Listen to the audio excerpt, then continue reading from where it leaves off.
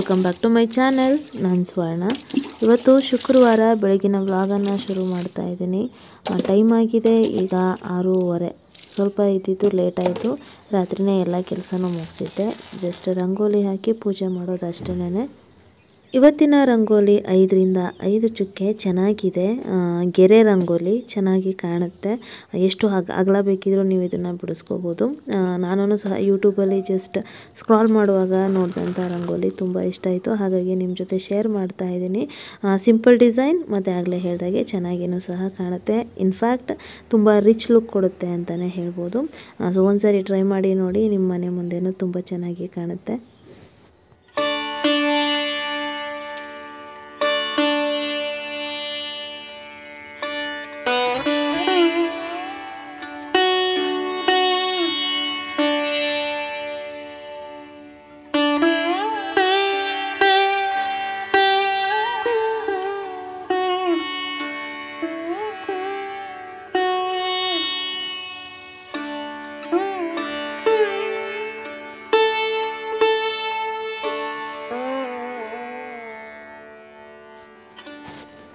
ನೋಡ್ತಾ ಇರ್ಬೋದು, ಇದೊಂಥರ ಪ್ಯಾಟ್ರನ್ ರಂಗೋಲಿ. ಒಂದು ಸೈಡು ಹೇಗೆ ಬರುತ್ತೋ 4 ಕಡೆನೂ ಅದೇ ಥರ ಬರುತ್ತೆ. ಹಾಗಾಗಿ ತುಂಬ ಕನ್ಫ್ಯೂಸಿಂಗ್ ಅಂತ ಏನೂ ಅನಿಸಲ್ಲ. ಬಟ್ ಎಳೆಗಳು ನೀವು ಇದನ್ನು ಸಣ್ಣ ಹಾಕಿ ಬಿಡಿಸಿದ್ರೂ ಚೆನ್ನಾಗಿರುತ್ತೆ, ಅಥವಾ ದಪ್ಪ ಎಳೆನಲ್ಲೂ ಬಿಡಿಸಿದ್ರೂ ಚೆನ್ನಾಗಿರುತ್ತೆ. ಸೊ ಎಲ್ಲ ಥರನೂ ಬಿಡಿಸ್ಬೋದು ಇದನ್ನು. ನಾನು ಬಿಡಿಸಿದ್ದೀನಿ. ಹೇಗೆ ಅನ್ನಿಸ್ತು ಅಂತ ಕಮೆಂಟ್ ಬಾಕ್ಸಲ್ಲಿ ಕಮೆಂಟ್ ಮಾಡಿ. ಸಾಧ್ಯ ಆದಷ್ಟು ಇನ್ನು ಪುಟ್ಟ ರಂಗೋಲಿಗಳನ್ನು ನಿಮ್ಮ ಜೊತೆ ಶೇರ್ ಮಾಡೋದಕ್ಕೆ ಟ್ರೈ ಮಾಡ್ತೀನಿ. ಸೊ ರಂಗೋಲಿ ಬಿಡಿಸಿ ಆದಮೇಲೆ ನೆಕ್ಸ್ಟ್ ಕೆಲಸಗಳಿದ್ದಾವೆ. ಹಿಂದಿನ ದಿನವೇ ದೇವ್ರ ಪಾತ್ರೆ ಎಲ್ಲನೂ ತೊಳೆದಿದ್ದರಿಂದ ಇವತ್ತು ನನಗೆ ಅಷ್ಟೊಂದು ಕೆಲಸ ಇರಲಿಲ್ಲ. ಸೊ ಹಾಗಾಗಿ ಸ್ವಲ್ಪ ನಿಧಾನಕ್ಕೆ ಎದ್ದು ಎಲ್ಲನೂ ಮಾಡ್ಕೋತಾ ಇದ್ದೀನಿ. ತುಂಬ ಚಳಿ ಇರೋದ್ರಿಂದ ಬೆಳಿಗ್ಗೆ ಏಳುವಾಗ ಸ್ವಲ್ಪ ಹಿಂಸೆ ಅಂತ ಅನಿಸುತ್ತೆ. ಎದ್ದು ಕೆಲಸ ಸ್ಟಾರ್ಟ್ ಮಾಡೋ ತನಕ ಆಮೇಲೆ ಆರಾಮಾಗಿ ಮಾಡ್ಕೊಂಡು ಹೋಗ್ಬೋದು. ಬಟ್ ಸ್ಟಾರ್ಟ್ ಮಾಡೋ ತನಕ ಸ್ವಲ್ಪ ಏನು ಕೆಲಸ ಮಾಡೋದಕ್ಕೆ ಮೂಡಿರಲ್ಲ. ಪ್ರತಿದಿನವೂ ಹಾಗೆ ಆಗುತ್ತೆ. ಈ ಚಳಿ ಮುಗಿಯೋ ತನಕನೂ ಹಾಗೇನೆ ಅಂತ ಅಂದ್ಕೋತೀನಿ. ಸೊ ಇವಾಗ ನೋಡ್ತಾ ಇರ್ಬೋದು, ರಂಗೋಲಿ ಎಲ್ಲ ಮುಗ್ದಿದೆ. ಕೆಮ್ಮಣ್ಣಿಂದ ಅದಕ್ಕೆ ಕಲರ್ನ ಫಿಲ್ ಮಾಡಿ ಆನಂತರ ಇವತ್ತು ನಾನು ಏನು ತಿಂಡಿ ಮಾಡಬೇಕು ಅಂದ್ಕೊಂಡೆ ಅಂದರೆ ವಾಂಗಿಬಾತ್ ಮಾಡೋಣ ಅಂತ. ಕ್ಯಾಪ್ಸಿಕಮಲ್ಲಿ ವಾಂಗಿಬಾತ್ ಮಾಡೋಣ ಅಂತ ಅಂದ್ಕೊಂಡೆ. ಬದನೆಕಾಯಿ ಖಾಲಿಯಾಗಿತ್ತು, ಬಟ್ ಕ್ಯಾಪ್ಸಿಕಮ್ ತಂದಾಗಿಂದ ಯೂಸೇ ಮಾಡಿರಲಿಲ್ಲ. ಸೊ ನೋಡಿ, ರಂಗೋಲಿ ಈ ಥರ ಬಂದಿದೆ. ಇವಾಗ ಕ್ವಿಕ್ಕಾಗಿ ನಾನು ತಿಂಡಿ ರೆಡಿ ಮಾಡಿಬಿಡ್ತೀನಿ. ರಂಗೋಲಿ ಎಲ್ಲ ಹಾಕೋ ತನಕ ನಿಯರ್ಲಿ 20 ಮಿನಿಟ್ ತೊಗೋತು. ವರಾಂಡ ಎಲ್ಲ ಕ್ಲೀನ್ ಮಾಡಿ ರಂಗೋಲಿ ಹಾಕೋ ತನಕ ಪೂರ್ವಿಗೆ ಟೈಮ್ ಆಗುತ್ತೆ ಅನ್ನೋ ಕಾರಣಕ್ಕೆ ಈಗ ತಿಂಡಿ ರೆಡಿ ಮಾಡ್ತಾ ಇದ್ದೀನಿ. ನಾನು ಈ ಮೊದಲೆಲ್ಲ ಪುಳಿಯೋಗರೆ ಪೌಡರು ಮತ್ತು ವಾಂಗಿಬಾತ್ ಪೌಡರ್, ಬಿಸಿಬೇಳೆಬಾತ್ ಪೌಡರ್ ಮನೆಯಲ್ಲೇ ಮಾಡ್ಕೋತಾ ಇದ್ದೆ. ಬಟ್ ಕಳೆದ 3-4 ವರ್ಷದಿಂದ ನಾನು ಮನೇಲಿ ಯಾವುದೇ ಪೌಡರ್ನ ಮಾಡೋದಕ್ಕೆ ಹೋಗ್ತಾ ಇಲ್ಲ. ಯಾಕೆ ಅಂತ ಗೊತ್ತಿಲ್ಲ, ಬಟ್ ನನಗೆ ಅದು ತುಂಬ ರಿಸ್ಕಿ ಅಂತ ಅನಿಸುತ್ತೆ. ಆಮೇಲೆ ಈ ಥರ ಪುಳಿಯೋಗರೆ, ಬಿಸಿಬೇಳೆಬಾತ್ ಇದೆಲ್ಲ ತಿಂಗಳಿಗೆ 1 ಸಾರಿ 2 ಸಾರಿ ಮಾಡ್ತೀನಿ ನಾನು ಅಷ್ಟೇ. ಜಾಸ್ತಿ ಮಾಡಿದ್ರೆ ಮಕ್ಕಳಿಗಾಗಲಿ ಹಸ್ಬೆಂಡ್ಗಾಗಲಿ ಇಷ್ಟ ಆಗಲ್ಲ. ಸೊ ಹಾಗಾಗಿ ಅಂಥ ಟೈಮಲ್ಲಿ ರೇರಾಗಿ ಮಾಡೋದ್ರಿಂದ ನಾನು ರೆಡಿ ಮಿಕ್ಸ್ ಪೌಡರೇ ತಂದುಬಿಡ್ತೀನಿ. ಸೊ ಇವಾಗ ಬಾಣಲೆಗೆ ಎಣ್ಣೆ ಹಾಕಿ ಕಡಲೆಬೇಳೆ, ಉದ್ದಿನಬೇಳೆ, ಸಾಸಿವೆ, ಸ್ವಲ್ಪ ಜೀರಿಗೆ, ಹಾಗೆಯೇ ಹೆಸರು ಬೇಳೆನ ಹಾಕಿ ಕಡಲೆ ಬೀಜನೂ ಹಾಕಿ ಒಗ್ಗರಣೆನ ಹಾಕಿದ್ದೀನಿ. ನಂತರದಲ್ಲಿ ಈರುಳ್ಳಿ, ಮೆಣಸಿನ್ಕಾಯಿ, ಕರಿಬೇವಿನ ಸೊಪ್ಪು, ಈರುಳ್ಳಿ ಕಲರ್ ಚೇಂಜ್ ಆಗ್ತಿದ್ದಾಗೇ ನಾನು ಅದಕ್ಕೆ ಕ್ಯಾಪ್ಸಿಕಮನ್ನು ಹಾಕಿದ್ದೀನಿ. ಜೊತೆಗೆ ಇವಾಗ ಅರಿಶಿನ ಪುಡಿನೂ ಸಹ ಹಾಕಿ ಬೇಯಿಸ್ಕೊತಾ ಇದ್ದೀನಿ. ಕ್ಯಾಪ್ಸಿಕಮ್ ಎಣ್ಣೆಯಲ್ಲಿ ಬೆಂದ ಮೇಲೆ ಸಣ್ಣಗೆ ಹೆಚ್ಕೊಂಡಿರುವಂಥ ಟೊಮ್ಯಾಟೊನ ಹಾಕ್ತಾ ಇದ್ದೀನಿ. ಯೂಶ್ವಲಿ ವಾಂಗಿಬಾತ್ ಅಂದರೆ ಹುಣಸೆ ಹಣ್ಣಿನ ರಸ ಹಾಕ್ತಾರೆ, ಬಟ್ ನಾನು ಹುಣಸೆ ಹಣ್ಣಿನ ರಸ ಹಾಕೋದಕ್ಕೆ ಹೋಗಲ್ಲ. ನನಗೆ ಟೊಮ್ಯಾಟೊ ಹಾಕಿದ್ರೇ ಇಷ್ಟ ಆಗೋದು. ಸೊ ಹಾಗಾಗಿ ಟೊಮ್ಯಾಟೊನ ಹಾಕಿ ಟೊಮ್ಯಾಟೊನೂ ಸಹ ಚೆನ್ನಾಗಿ ಎಣ್ಣೆಯಲ್ಲಿ ಬೇಯಬೇಕು. ಅಲ್ಲಿ ತನಕ ವೆಯ್ಟ್ ಮಾಡಬೇಕು. ಬೆಂದ ಮೇಲೆ ಖಾರಕ್ಕೆ ಅಂತ ಸ್ವಲ್ಪ ಅಚ್ಚ ಖಾರದ ಪುಡಿನ ಹಾಕ್ತಾ ಇದ್ದೀನಿ. ಅದು ಎವರೆಸ್ಟ್ ಅಚ್ಚ ಖಾರದ ಪುಡಿ. ಕಲರು ಚೆನ್ನಾಗಿ ಬರುತ್ತೆ, ಖಾರನೂ ಮೈಲ್ಡ್ ಆಗಿರುತ್ತೆ.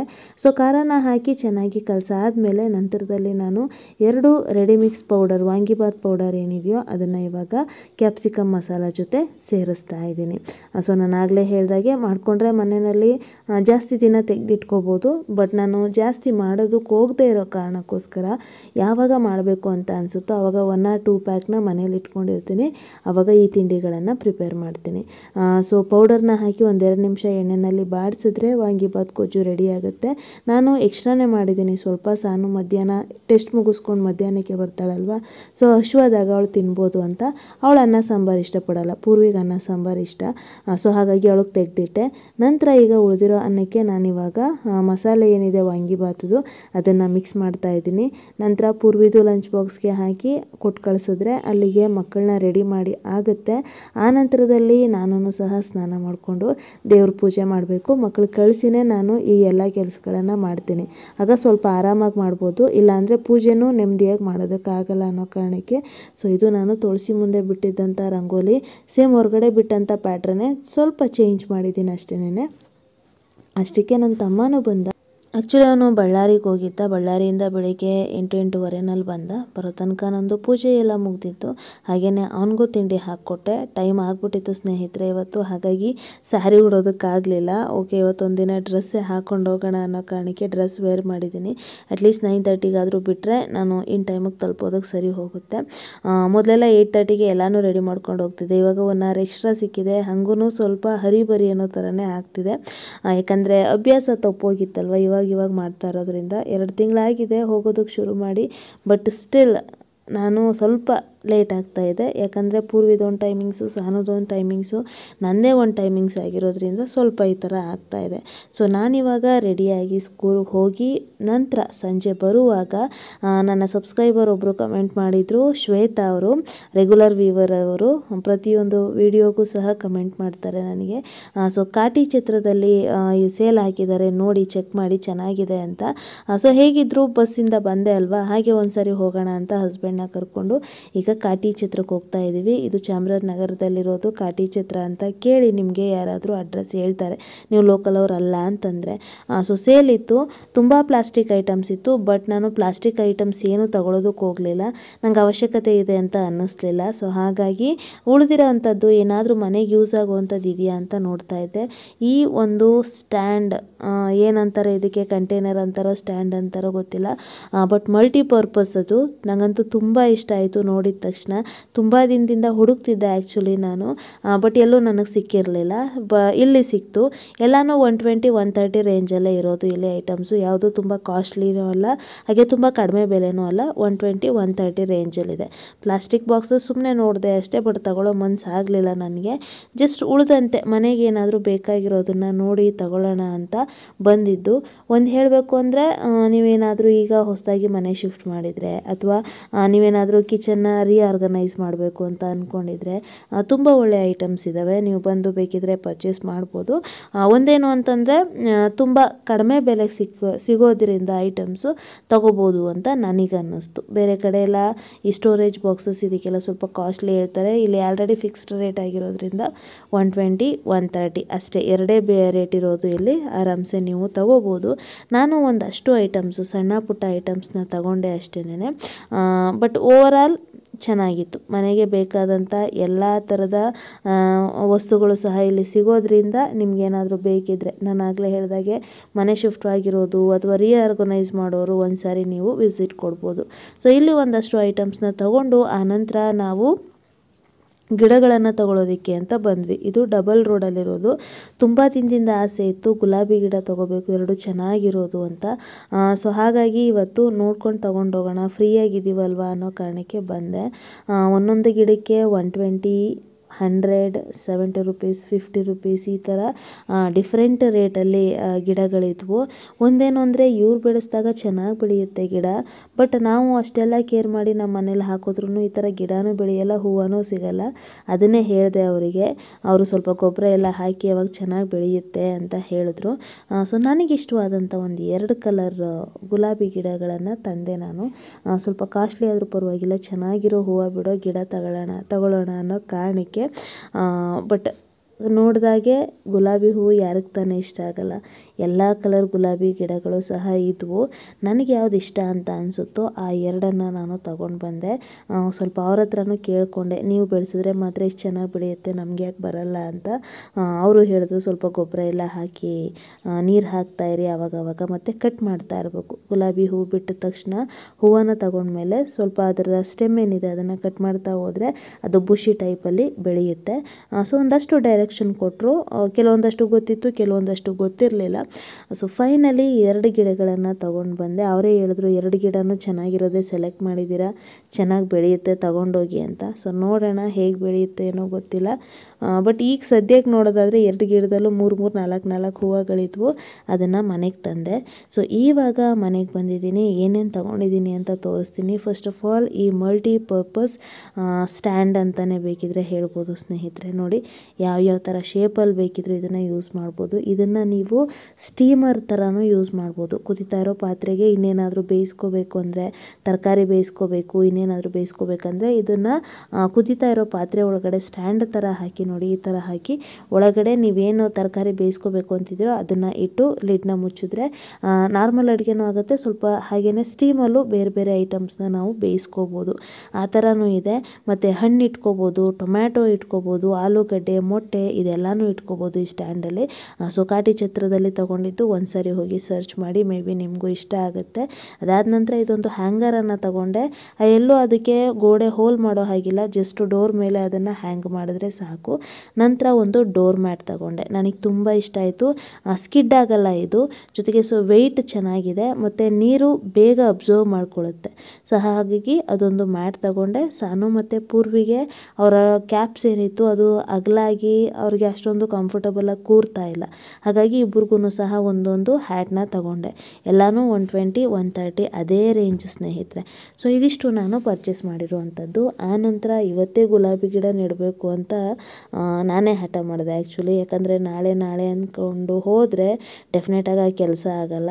ಕರೆಕ್ಟಾಗಿ ನೆಟ್ಟಿಲ್ಲ ಅಂದರೆ ಎಲ್ಲಿ ಹೂವು ಬಿಡಲ್ವೋ ಅನ್ನೋ ಕಾರಣಕ್ಕೆ ಹಸ್ಬೆಂಡ್ಗೆ ಫೋರ್ಸ್ ಮಾಡಿ ನಾನಿವಾಗ ಗಿಡ ನೆಡ್ಸೋದಕ್ಕೆ ನೈಟೇ ಕರ್ಕೊಂಡು ಬಂದೆ. ಆ್ಯಂಡ್ ಈ ಸೈಡು ಮತ್ತೆ ನಮ್ಮದು ಕಾಲೋನಿದೆ, ಒಂದು ಗ್ರೂಪ್ ಇದೆ ಅಲ್ವಾ, ಅದರಲ್ಲಿ ಯಾರ್ಯಾರ ಮನೆ ಮುಂದೆ ಹಾವು ಬಂದಿತ್ತು ಅವರೆಲ್ಲ ಹಾಕ್ತಾರೆ. ಭಯ ಆಗುತ್ತೆ ಸಂಜೆ ಟೈಮು ಹೊರಗಡೆ ಬರೋದಕ್ಕೇ. ಬಟ್ ಗಿಡ ಹಾಗೆ ಇಟ್ಟರೆ ನಾಳೆ ತನಕ ಮರ್ತೋಗುತ್ತೆ ಅನ್ನೋ ಕಾರಣಕ್ಕೆ 2 ಗಿಡನ ನಾವು ನೆಟ್ವಿ. ಒಂದು ಜಾಗ ಇದೆಯಲ್ವ, ಗಾರ್ಡನ್ ಥರ ಮಾಡ್ಕೊಂಡಿದ್ದೀನಲ್ವ, ಅಲ್ಲೊಂದು ಗಿಡನ ಹಾಕಿದೆ. ಇನ್ನೊಂದು ಒಂದು ಪಾಟ್ ಖಾಲಿ ಇತ್ತು, ಅದರಲ್ಲೂ ಸಹ ಒಂದು ಗಿಡನ ಹಾಕಿದೆ. ಇದು ನಾನು ಹಾಕಿರೋದು, ಪಾಟಲ್ಲಿರೋದು ಹಸ್ಬೆಂಡ್ ಹಾಕಿರೋದು. ಸೊ ಯಾವುದು ಚೆನ್ನಾಗಿ ಬರುತ್ತೆ ನೋಡೋಣ ಅಂತ ಕಾಂಪಿಟೇಷನ್ ಮೇಲೆ ಹಾಕಿದ್ದೀವಿ. ನೋಡೋಣ ಫ್ಯೂಚರಲ್ಲಿ ಯಾವ್ದು ಚೆನ್ನಾಗಿ ಬರುತ್ತೆ ಅಂತ. ಲಾಸ್ಟ್ ಟೈಮು ಹಿಂಗೆ 2 ಗುಲಾಬಿ ಗಿಡ ಹಾಕಿದ್ವಿ, 2 ಬರಲಿಲ್ಲ. ಬಟ್ ಅದು 30 ರೂಪೀಸ್ಗೇನೋ ತೊಗೊಂಡಿದ್ದಿತ್ತು ಅದು. ಇದು ಅವರೇ ಹೇಳಿರೋ ಹಾಗೆ ಚೆನ್ನಾಗಿ ಬೆಳೆಯುತ್ತಂತೆ, ನೋಡೋಣ. ಅದಾದ ನಂತರ ನಾನಿವಾಗ ಸಾನುಗೆ ಸ್ವಲ್ಪ ಸ್ಟಡೀಸ್ದು ಪ್ರಾಕ್ಟೀಸ್ ಮಾಡಿಸೋಣ ಅಂತ ಕೂತ್ಕೊಂಡೆ. ಮ್ಯಾಥ್ಸ್ ಇದೆ ಅವಳಿಗೆ ನಾಳೆ. ಆ್ಯಂಡ್ ಒಬ್ಬರೊಂದು ಕ್ವೆಶನ್ ಕೇಳಿದ್ರಿ, ನನಗೆ ನಗು ಬಂತು ಆ್ಯಕ್ಚುಲಿ. ಪಾಪ ಅವರಿಗೆ ಗೊತ್ತಾಗಿಲ್ಲ ಅಂತ ಅನಿಸುತ್ತೆ. ಕ್ವೆಶನ್ ಬರ್ಕೊಡ್ತೀನಿ ಅಂತಿರಲ್ವ, ನಿಮಗೆ ಮೊದಲೇ ಗೊತ್ತಿರುತ್ತೆ ಅವ್ರು ಏನೇನು ಕ್ವೆಶನ್ ಕೊಡ್ತಾರೆ ಅಂತ ಕೇಳಿದ್ರಿ. ಅದು ಹಾಗಲ್ಲ. ಈಗ ಒಂದು ಟೆಸ್ಟ್ ಅಂತಂದರೆ 3ರಿಂದ 4 ಲೆಸನ್ ಕೊಡ್ತಾರೆ ಒಂದು ಸಬ್ಜೆಕ್ಟಲ್ಲಿ. ಆ 4 ಲೆಸನ್ನಲ್ಲಿ ಯಾವ್ಯಾವ ಮೇನ್ಸ್ ಬರುತ್ತೆ ಅದೆಲ್ಲನೂ ಒಟ್ಟಿಗೆ ಕ್ವೆಶನ್ ಹಾಕೋದು. For example fill in the blanks ಅಂತ ಬಂದರೆ 4 ಲೆಸನ್ನಿಂದ ಎಷ್ಟು ಫಿಲ್ ಇನ್ ದ ಬ್ಲ್ಯಾಂಕ್ಸ್ ಬರುತ್ತೋ, ಒಂದು 20-22 ಆದರೆ ಅದನ್ನು ಬರೆಯೋದು. Next main match the following ಆದರೆ 4 ಲೆಸನ್ದು ಮ್ಯಾಚ್ ದ ಫಾಲೋಯಿಂಗ್ ಬರೆಯೋದು. ಹೀಗೆ ಎಲ್ಲ ಲೆಸನ್ದು ಪ್ರತಿಯೊಂದು ಮೇನೂ ಕ್ವೆಶನ್ನ ಮರ್ಜ್ ಮಾಡಿ ಬರ್ಕೊಡೋದಕ್ಕೆ ರಿವಿಷನ್ ಪೇಪರ್ ಅಂತ ಕರಿತೀವಿ. ಇದೇ ಥರ ರೆಡಿ ಮಾಡೋದು ಇದನ್ನು. 4 × 0 0ನೇ ಬರೋದು. 4 ಹೆಂಗೆ ಬರುತ್ತೆ? ಅಡಿಷನ್ ಅಲ್ಲಿ ಮಾತ್ರ 0 + 4 ಬಂದಾಗ ಅದೇ ಆನ್ಸರ್ ಬರುತ್ತೆ, ನಂಬರೇ ಬರುತ್ತೆ. ಆದ್ರೆ ಮಲ್ಟಿಪ್ಲಿಕೇಶನ್ ಅಲ್ಲಿ 0 ಮುಂದೆ ಯಾವುದೇ ನಂಬರ್ನ ಮಲ್ಟಿಪ್ಲೈ ಮಾಡಿದ್ರು ಆನ್ಸರ್ ಏನಾಗುತ್ತೆ? 0. 4 zeros 4 × 0 × 0 0. 4 + 0 4. 4 × 0 0. ಎಸ್, ಮಾಡು. ಸೊ ನಾನು ಹೇಳ್ಕೊಡುವಾಗ ಸ್ವಲ್ಪ ವಾಯ್ಸು ಜೋರಿರುತ್ತೆ. ಮೇ ಬಿ ನಿಮಗೆ ರೇಗೋ ಥರ ಹೇಳ್ತಿದ್ದಾಳೆ ಅಂತ ಅನ್ನಿಸ್ಬೋದು, ಬಟ್ ಹಾಗಲ್ಲ ಅದು. ಅವಳಿಗೆ ಒಂದಷ್ಟು ಎಕ್ಸಾಂಪಲ್ಸ್ನ ಕೊಡ್ತಾ ವಾಯ್ಸ್ ಹಂಗೆ ರೈಸ್ ಆಗಿಬಿಡುತ್ತೆ. ನನಗೆ ಇವನ್ ಪಾಠ ಮಾಡುವಾಗಲೂ ಅಷ್ಟೇ, ಎಲ್ಲೋದ್ರೂ ಅಷ್ಟೇನೆ ಮಾತಾಡ್ತಾ ವಾಯ್ಸ್ ರೈಸ್ ಆಗುತ್ತೆ. ಅದಕ್ಕೋಸ್ಕರ ಆ ಟೋನಲ್ಲಿ ಕೇಳಿಸ್ತಾ ಇದೆ. ಸೊ ಕಂಪ್ಲೀಟಾಗಿ ಅವಳಿಗೆ ಆಲ್ಮೋಸ್ಟ್ ಎಲ್ಲ ಕಾನ್ಸೆಪ್ಟು ಗೊತ್ತಿತ್ತು ಸ್ನೇಹಿತರೆ. ಅವಳಿಗೆ ಯಾವುದು ಕನ್ಫ್ಯೂಷನ್ ಅಂತ ಅನಿಸುತ್ತೋ, ಸ್ವಲ್ಪ ಡೌಟ್ ಅಂತ ಅನಿಸುತ್ತೋ ಅಂಥದ್ದನ್ನು ಮಾತ್ರ ನಾನಿಲ್ಲಿ ಅವಳಿಗೆ ಹೇಳಿಕೊಟ್ಟೆ. ಆ್ಯಂಡ್ ಅದಾದ ನಂತರ ನೈಟು ಊಟ ಮಾಡಿಕೊಂಡು ರೆಸ್ಟ್ ಮಾಡಿದ್ದಾಯಿತು. ಹಾಗೆಯೇ ಇವತ್ತಿನ ಟಿಪ್ ಆಫ್ ದ ಡೇ ಹೇಳೋಣ ಅಂತ ಅಂದ್ಕೊಂಡೆ. ಲಾಸ್ಟ್ ಟೈಮು ನಾನು ಕನ್ನಡ ಗ್ರಾಮರ್ ಹೇಳಿದ್ದೆ, ನೀವು ತುಂಬ ಖುಷಿಪಟ್ರಿ, ತುಂಬ ಜನ ನಮಗೂ ಹೆಲ್ಪ್ ಆಯಿತು ಅಂತ ಹೇಳಿದ್ರೆ. ಸೊ ಈಗ ನೆಕ್ಸ್ಟ್ ಕನ್ನಡ ಗ್ರಾಮರಲ್ಲೇ ನೆಕ್ಸ್ಟು ನಾನು ಸಂಧಿಗಳ ಬಗ್ಗೆ ಹೇಳೋಣ ಅಂತ ಅಂದ್ಕೊಂಡೆ. ಆಲ್ಮೋಸ್ಟ್ ಎಲ್ರಿಗೂ ಗೊತ್ತಿರುತ್ತೆ, ಬಟ್ ಕೆಲವೊಂದಷ್ಟನ್ನು ಇನ್ ಡೆಪ್ತ್ ತಿಳ್ಕೊಂಡ್ರೆ ಬೆಟರ್ ಅಂತ ಅನ್ನಿಸ್ತು. ಸಂಧಿಗಳಲ್ಲಿ 2 ವಿಧ ಬರುತ್ತೆ. ಆ 2 ವಿಧ ಯಾವುದು ಅಂದರೆ ಒಂದು ಕನ್ನಡ ಸಂಧಿಗಳು ಮತ್ತು ಇನ್ನೊಂದು ಸಂಸ್ಕೃತ ಸಂಧಿಗಳು. ಸದ್ಯಕ್ಕೆ ನಾವು ಕನ್ನಡ ಸಂಧಿಗಳ ಬಗ್ಗೆ ತಿಳ್ಕೊಳ್ಳೋಣ. ಸಂಸ್ಕೃತ ಸಂಧಿಗಳು ನಿಮಗೇನಾದರೂ ಬೇಕು ಅಂತ ಅನಿಸಿದ್ರೆ ನಾನು ಮುಂದಿನ ವಿಡಿಯೋಗಳಲ್ಲಿ ತಿಳಿಸ್ತಾ ಹೋಗ್ತೀನಿ. ಸೊ ಕನ್ನಡ ಸಂಧಿಗಳಲ್ಲಿ ಮತ್ತೆ ನಾವು 2 ವಿಧಗಳನ್ನು ಮಾಡಬಹುದು. ಸಂಧಿಗಳಲ್ಲಿ 2 ವಿಧ, ಕನ್ನಡ ಮತ್ತು ಸಂಸ್ಕೃತ ಸಂಧಿ. ಕನ್ನಡ ಸಂಧಿಗಳಲ್ಲಿ 2 ವಿಧ ಬರುತ್ತೆ, ಒಂದು ಸ್ವರ ಸಂಧಿ ಮತ್ತೊಂದು ವ್ಯಂಜನ ಸಂಧಿ. ಸ್ವರ ಸಂಧಿ ಅಂತಂದರೆ ಇಲ್ಲಿ ಸ್ವರಗಳ ನಡುವೆ ಸಂಧಿ ಕಾರ್ಯ ನಡೆಯುತ್ತೆ. ಅಂದರೆ ಆ ಇಂದ ಏನು ಔ ತನಕ ಇದೆಯೋ ಇದ್ರ ಮಧ್ಯ ಸಂಧಿ ಕಾರ್ಯ ನಡೆದ್ರೆ ಅದನ್ನು ಸ್ವರ ಸಂಧಿ ಅಂತ ಕರಿತೀವಿ. ವ್ಯಂಜನ ಸಂಧಿ ಅಂದರೆ ಕಾಯಿಂದ ಳ ತನಕ ನಡೆಯುವಂತಹ ಸಂಧಿ ಕಾರ್ಯ. ಸ್ವರ ಸಂಧಿಯಲ್ಲಿ 2 ಸಂಧಿಗಳು ಬರ್ತವೆ, ಒಂದು ಲೋಪ ಸಂಧಿ ಮತ್ತೊಂದು ಆಗಮ ಸಂಧಿ. ವ್ಯಂಜನ ಸಂಧಿಯಲ್ಲಿ 1 ಸಂಧಿ ಬರುತ್ತೆ, ಅದು ಆದೇಶ ಸಂಧಿ. ಈಗ ಫಸ್ಟು ಲೋಪ ಸಂಧಿ ಅಂದರೆ ಏನು ಅಂತ ತಿಳ್ಕೊಳ್ಳೋಣ. ಆಲ್ಮೋಸ್ಟ್ ನಿಮ್ಮೆಲ್ರಿಗೂ ಗೊತ್ತೇ ಇರುತ್ತೆ, ಒಮ್ಮೆ ರೀಕಾಲ್ ಮಾಡ್ಕೊಳ್ಳೋಣ ಅಂತ. ಸೊ ಮುಂದೆ ನಿಮ್ಗೆ ಯಾವುದು ಡೌಟ್ ಇದೆ ಕೇಳಿ, ಬೇಕಿದ್ರೆ ನಾನು ಅದನ್ನು ಸಾಧ್ಯ ಆದಷ್ಟು ನನ್ನ ವೇನಲ್ಲಿ ತಿಳಿಸೋದಕ್ಕೆ ಪ್ರಯತ್ನ ಪಡ್ತೀನಿ.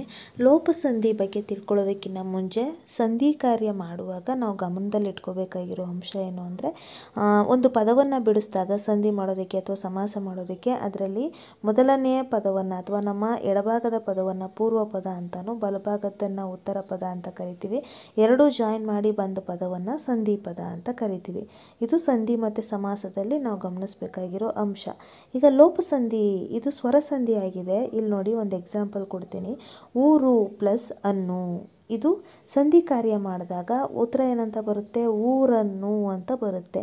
ಇಲ್ಲಿ ಊರು, ರೂನಲ್ಲಿ ಊಕಾರ ಇದೆ, ಊಕಾರ ಲೋಪ ಆಗಿ ಉತ್ತರ ಪದದಲ್ಲಿರುವಂಥ ಅಕಾರ ಸೇರುತ್ತೆ ರಾಗೆ, ಹಾಗಾಗಿ ಅದು ರಿಗೆ ಸೇರುತ್ತೆ, ಹಾಗಾಗಿ ಅದು ಊರನ್ನು ಅಂತ ಆಗುತ್ತೆ.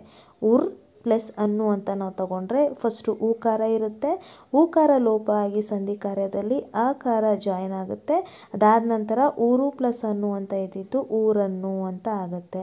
ಅದೇ ಥರ ಮತ್ತೊಂದು ನೋಡಿ, ಪ್ರಜೆ ಪ್ಲಸ್ ಇಂದ, ಇಲ್ಲಿ ಜ ಜೊತೆ ಏಕಾರ ಇದೆ, ಆದರೆ ಇಲ್ಲಿ ನಾವೇನು ಮಾಡ್ತೀವಿ, ಏಕಾರ ಲೋಪ ಆಗುತ್ತೆ, ಈಕಾರ ಜ ಜೊತೆ ಸೇರುತ್ತೆ, ಹಾಗಾದ್ರೆ ಏನಾಗುತ್ತೆ ಅಂದರೆ ಪ್ರಜೆಯಿಂದ ಅಂತ ಆಗುತ್ತೆ.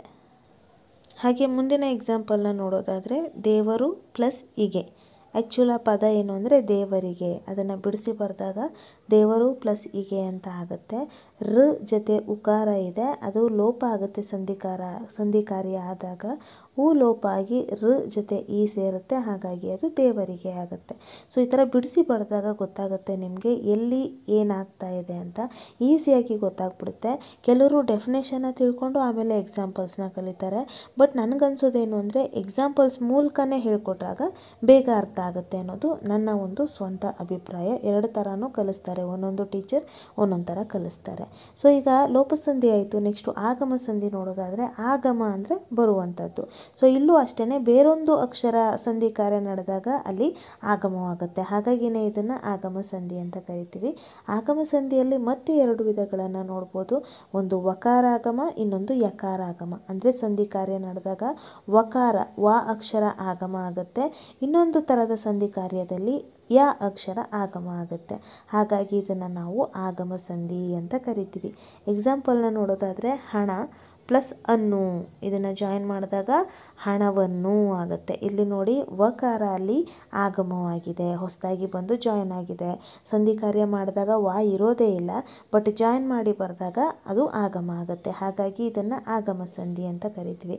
ಅದೇ ಥರ ನೋಡಿ ಮಗು ಪ್ಲಸ್ ಅನ್ನು, ವಕಾರ ಇಲ್ಲವೇ ಇಲ್ಲ, ಬಟ್ ಜಾಯಿನ್ ಮಾಡಿ ಬರೆದಾಗ ಮಗುವನ್ನು ಅಂತ ಬರುತ್ತೆ. ಸೊ ಇದನ್ನು ನಾವು ವಕಾರಾಗಮ ಸಂಧಿ ಅಂತ ಕರಿತೀವಿ. ನೆಕ್ಸ್ಟ್ ಬರೋದು ಯಕಾರಾಗಮ ಸಂಧಿ. ಯ ಅಕ್ಷರ ಆಗಮವಾಗುವಂಥದ್ದೇ ಯಕಾರಾಗಮ ಸಂಧಿ. ಇಲ್ಲಿ ನೋಡಿ ಮೇ ಪ್ಲಸ್ ಇಸು ಅಂತ ಬರುತ್ತೆ. ಸೊ ಇದನ್ನು ಜಾಯಿನ್ ಮಾಡಿ ಬರೆದಾಗ ಮೇ ಇಸು ಆಗುತ್ತೆ. ಸೊ ಇಲ್ಲಿ ಏನಾಗುತ್ತೆ ಅಂತಂದರೆ ಯಕಾರ ಇಲ್ಲಿ ಆಗಮವಾಗುತ್ತೆ. ಹಾಗೆಯೇ ನೆಕ್ಸ್ಟು ನಾವು ನೋಡೋದಾದರೆ ಮೈ ಪ್ಲಸ್ ಅನ್ನು. ಸೊ ಇದನ್ನು ಜಾಯಿನ್ ಮಾಡಿ ಬರೆದಾಗ ಮೈಯನ್ನು ಆಗುತ್ತೆ. ಸೊ ಇಲ್ಲೂ ಸಹ ಏನಾಯಿತು, ಯಕಾರ ಆಗಮವಾಯಿತು. ಸೊ ಈ ಥರ ನಾವು ಒಕಾರ ಮತ್ತು ಯಕಾರ ಆಗಮವಾಗೋದನ್ನು ಯಕಾರಾಗಮ ಸಂಧಿ ಮತ್ತು ವಕಾರಾಗಮ ಸಂಧಿ ಅಂತ ಕರಿತೀವಿ. ಎಲ್ಲಿಗೆ ಸ್ವರ ಸಂಧಿಗಳು ಎರಡೂ ಮುಗಿದ್ವು, ನಂತರ ಬರ್ತಕ್ಕಂಥದ್ದು ಆದೇಶ ಸಂಧಿ, ಇದು ವ್ಯಂಜನ ಸಂಧಿ. ಆದೇಶ ಸಂಧಿ ಅಂತಂದಾಗ ಏನಾಗುತ್ತೆ ಅಂತಂದರೆ ಇಲ್ಲಿ ನಾವು ವರ್ಣಮಾಲೆಯಲ್ಲಿ ಬರುತ್ತಲ್ವ, ಕಚಟ ತಪ ಗಜಡ ದಪ ಅಂತ ಓದ್ತೀವಲ್ವ. ಸೊ ಕ ಚ ಟ ತ ಪ ಈ ಅಕ್ಷರಗಳಿಗೆ ಗ ಜ ಡ ದ ಬ ಅಕ್ಷರಗಳು ಆದೇಶವಾಗಿ ಬರುವಂಥದ್ದನ್ನು, ಅಂದರೆ ಅದರ ಬದಲಾಗಿ ಈ ಅಕ್ಷರಗಳು ಬರೋದಕ್ಕೆ ನಾವು ಆದೇಶ ಸಂಧಿ ಅಂತ ಕರಿತೀವಿ. ಕಾಗೆ ಗಾನೆ ಬರುತ್ತೆ, ಚಾಗೆ ಜಾನೆ ಬರುತ್ತೆ, ಟಾಗೆ ಡಾನೆ ಬರುತ್ತೆ, ತಾಗೆ ದಾನೆ ಬರುತ್ತೆ, ಪಾಗೆ ಬಾನೆ ಬರುತ್ತೆ. ಇದನ್ನೇ ನಾವು ಆದೇಶ ಸಂಧಿ ಅಂತ ಕರೆಯೋದು. ಸೊ ಇಲ್ಲಿ ನೀವು ನೋಡ್ಕೋಬೋದು, ಮಳೆ ಪ್ಲಸ್ ಕಾಲ, ಇದು ಕಾ ಇದೆ ಇಲ್ಲಿ, ಆದರೆ ಜಾಯಿನ್ ಮಾಡಿ ಬರೆದಾಗ ಮಳೆಗಾಲ ಆಗುತ್ತೆ. ಸೊ ಗಾ ಅಲ್ಲಿ ಏನಾಯಿತು, ಕಾನ ಆದೇಶವಾಗಿ ಗಾ ಬಂತು. ಸೊ ಈ ಥರದ ಒಂದು ಪದಗಳ ಮೂಲಕ, ಈ ಥರದ ಉದಾಹರಣೆಗಳ ಮೂಲಕ ನಾವು ಸಂಧಿಗಳನ್ನು ಮಕ್ಕಳಿಗಾದ್ರೂ ಈಸಿಯಾಗಿ ಕಲಿಸ್ಬೋದು. ಇವನ್ ನಮಗೇನಾದರೂ ಡೌಟ್ ಇದ್ದಾಗ ಒಂದಷ್ಟು ಪದಗಳನ್ನು ಬುಕ್ಕಲ್ಲಿ ಓದಿ ಅದನ್ನು ನೀವೇ ಬರ್ಕೊಂಡು ಸಂಧಿ ಕಾರ್ಯ ಮಾಡೋದ್ರಿಂದ ಈಸಿಯಾಗಿ ಗೊತ್ತಾಗ್ಬಿಡುತ್ತೆ ಸ್ನೇಹಿತರೆ. ಸೊ ಈ ಥರ ಮಾಡಿಕೊಂಡು ಪ್ರಾಕ್ಟೀಸ್ ಮಾಡಿ. ನೀವೇನಾದರೂ ನಿಮ್ಮ ಮಕ್ಕಳಿಗೆ ಗ್ರಾಮರನ್ನು ಹೇಳ್ಕೊಡ್ತಾ ಇದ್ದರೆ, ಎಸ್ಪೆಷಲಿ ಸಂಧಿಗಳನ್ನು ಹೇಳ್ಕೊಡ್ತಾ ಇದ್ದರೆ ಈ ಥರ ಎಕ್ಸಾಂಪಲ್ ಮೂಲಕನೇ ಕೇಳಿ. ಯಾಕಂದರೆ ಡೆಫಿನೇಷನ್ ಕೇಳೋದು ತುಂಬ ರೇರ್. ಡೆಫಿನೇಷನ್ ಕೇಳೋ ಉದ್ದೇಶ ಒಂದೇ ಒಂದು, ಮಗುಗೆ ಕಾನ್ಸೆಪ್ಟ್ ಅರ್ಥ ಆಗಿದೆಯಾ ಅಂತ. ಬಟ್ ಆ್ಯಕ್ಚುಲಿ ಅವನು ಒಂದು ಪದ ಕೊಟ್ಟಾಗ ಸಂಧಿ ಕಾರ್ಯ ಮಾಡಿ ಅದು ಯಾವ ಸಂಧಿ ಅಂತ ಬರೀಬೇಕು. ಗೊತ್ತಾಗಬೇಕು ಅಂದರೆ ಅವನಿಗೆ ಒಂದಷ್ಟು ಎಕ್ಸಾಂಪಲ್ಸ್ನ ಕೊಟ್ಟು ಎಕ್ಸಾಂಪಲ್ ಮೂಲಕ ಅದರ ಅರ್ಥ ಏನು ಅನ್ನೋದನ್ನು ತಿಳಿಸಿದ್ರೆ ಮಗು ಯಾವುದೇ ಕನ್ಫ್ಯೂಷನ್ ಇಲ್ಲದೇ ಎಂಥ ಸಂಧಿನೂ ಬೇಕಾದರೆ ಈಸಿಯಾಗಿ ಕಂಡುಹಿಡಿತಾನೆ. ಸೊ ಇದಿಷ್ಟು ನಾನು ಇವತ್ತು ನಿಮಗೆ ತಿಳಿಸೋದಕ್ಕೆ ಹೊರಟಿದ್ದಂಥ ವಿಷಯ. ನಾನು ಪ್ರತಿ ಸಾರಿ ಹೇಳೋ ಹಾಗೆ ನನಗೆ ಗೊತ್ತಿರೋ ಅಷ್ಟು ಮಾಹಿತಿನ ನಿಮಗೆ ತಿಳಿಸಿದ್ದೀನಿ. ತಪ್ಪಿದರೆ ಕ್ಷಮಿಸಿ ಅಂತ ಹೇಳ್ತಾ ಇವತ್ತಿನ ವ್ಲಾಗ್ನ ಇಲ್ಲಿಗೆ ಎಂಡ್ ಮಾಡ್ತಾ ಇದ್ದೀನಿ. ಸಿಗೋಣ ಮುಂದಿನ ವಿಡಿಯೋದಲ್ಲಿ. ಅಲ್ಲಿವರೆಗೂ ನಮಸ್ಕಾರ.